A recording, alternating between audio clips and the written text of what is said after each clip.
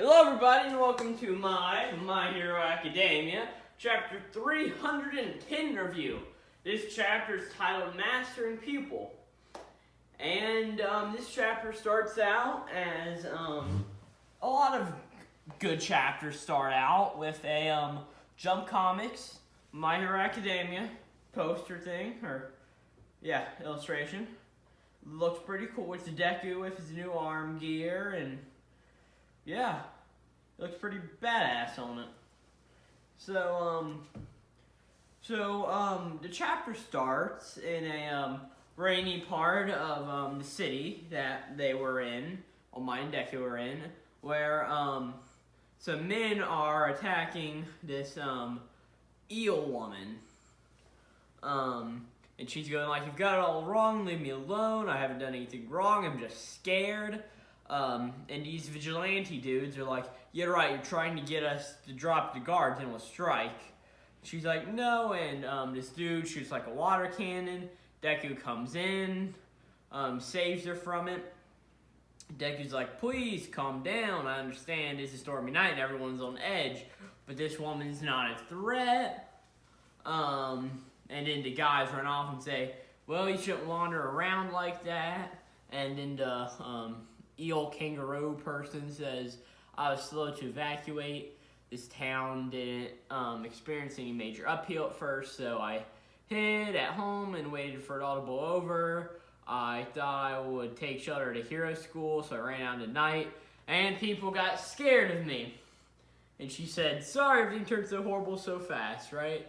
And then Deku goes and gets her an umbrella, and he says, "I bet everyone else is just as scared," as he wanders away. And then the woman says, "I wonder if he'll ever go back to normal," and Deku says, "I'll make it so." Pretty much giving something else to Deku's conviction that, yeah, he'll restore order to this world. And then she goes, "Huh?"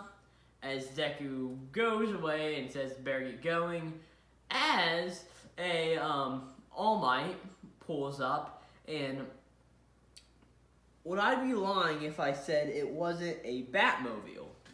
Like, I would be lying of the highest order if I said it wasn't a Batmobile.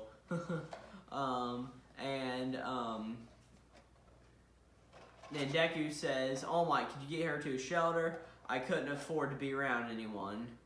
And she's like, "All Might, huh?"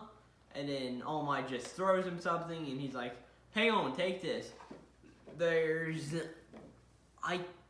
It's some kind of Japanese snack and bento box that he throws to him. Tonkatsu. I know I'm butchering that name, but yeah, I'm sorry, that's what I got. Then Deku says thank you, sort of in the old-fashioned that he always used to. And then All Might says they'll spoil before long, so eat up. And then Deku standing on top of a building somewhere, and Dongoro Banjo says, "It's like we've slid back into darker days, with bated breath, hoping not to stand out, just like during the advent of the exceptional. Shigaraki, All for One, Dabi, there's Nomu, the League. We still don't have any leads on any of them. The authorities don't even have the manpower to properly follow up with the convicts. So it's an investigation going nowhere." That's what Deku was saying, starting at the villain part of it all. And then Banjo goes to say, "Yep, the world's easy pickings for the bad guys." Deku then goes and says, "All for One's help. Transport course with Shigaraki is too strong to bring us down, even with Endeavor and Aizawa Sensei's help. Unless I draw All for One's full power, I can't stop any of this."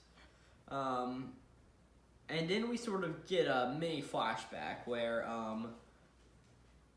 I think it was the end of chapter 305, I think it was.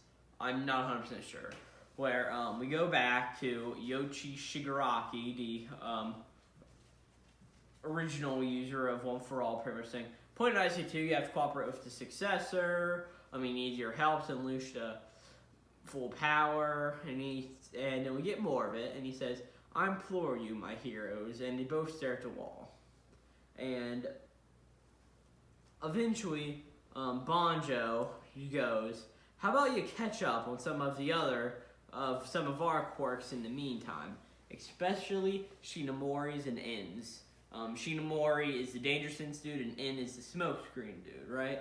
And he says that way you can visualize it better whenever you wake up.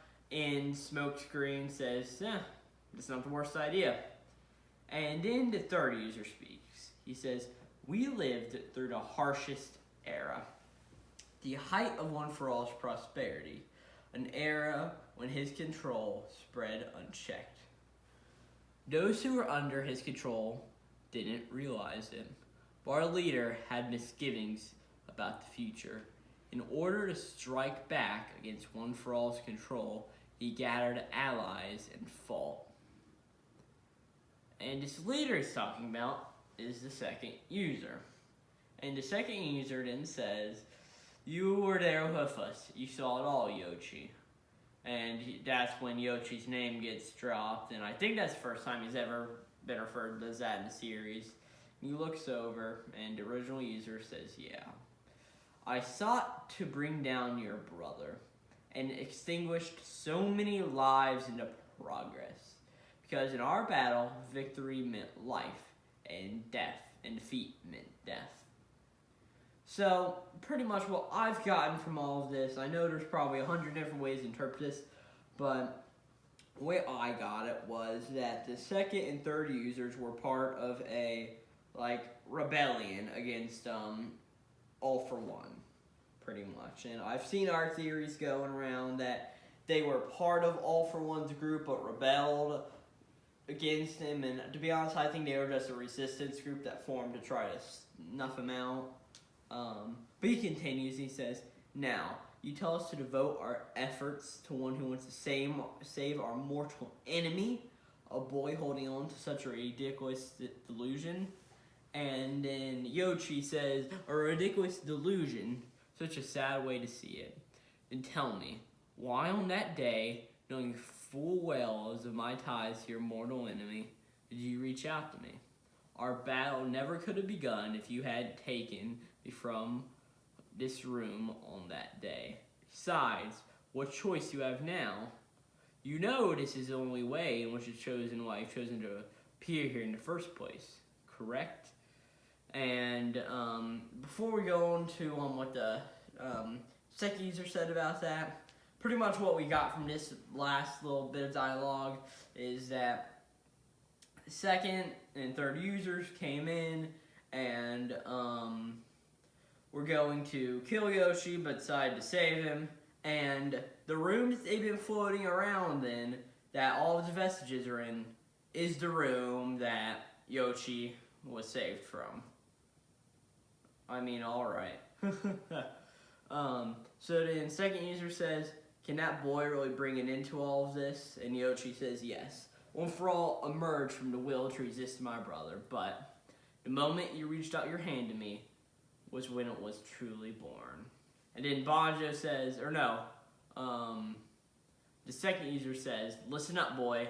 Things are bound to move quickly from here on out." And Deku yells right as he's eating the food that All Might gave him.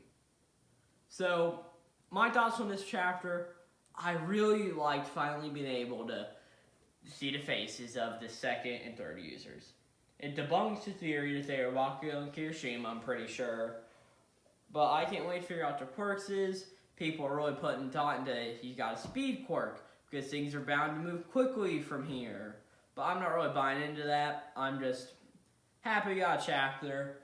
We had a 2-week break after this. Next chapter's coming out probably 3 days after posting of this video, so sorry for the turnaround time. My bad. But yeah, this was a fun chapter. I enjoyed it.